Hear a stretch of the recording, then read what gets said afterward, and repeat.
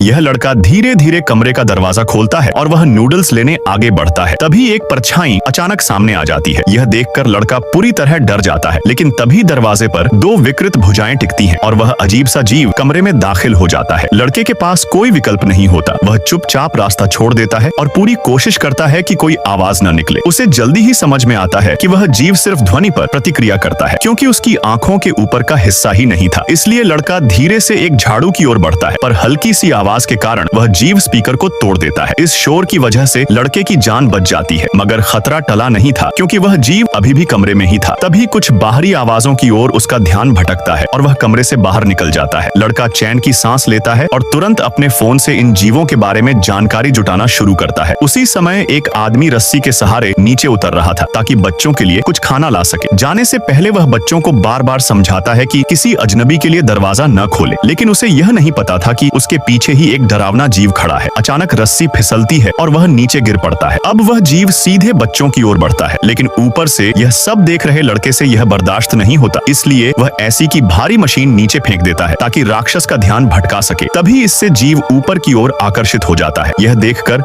लड़का तुरंत हथियार उठाकर तैयार हो जाता है। जैसे ही राक्षस सामने आता है, लड़का उस पर वार करता है, जिससे राक्षस को गंभीर चोट लगती है, लेकिन राक्षस हार नहीं मानता और अपने सांप जैसे शरीर से लड़के को जकड़ लेता है। तभी एक और वार होता है। कोई अनजान व्यक्ति आकर राक्षस को मार गिराता है। वह व्यक्ति पड़ोसी निकलता है, इसलिए वह सफेद बोर्ड उठाकर इशारा करता है और बताता है कि नीचे जाकर बच्चों को बचाना होगा। इसलिए लड़के को खास हथियार देता है, जिसमें राक्षस को छूते ही बिजली का झटका लगता है। लड़का हथियार लेकर निकल पड़ता है। जैसे ही वह मोड़ पर पहुंचता है, फिर से एक राक्षस से सामना होता है। वह जल्दी से एक लिफ्ट में छुप जाता है, लेकिन राक्षस लौटकर आ जाता है। तभी वह लिफ्ट के पास रखी मछली पर झपटता है। लड़का यह मौका पाकर तुरंत हमला करता है, जिससे राक्षस को झटका लगता है। वह तेजी से भागकर बच्चों के कमरे तक पहुंचता है। जैसे ही तीनों बाहर निकलते हैं, एक और मुसीबत उनका इंतजार कर रही होती है। एक विशाल राक्षस ठीक उनके पीछे आ खड़ा होता है।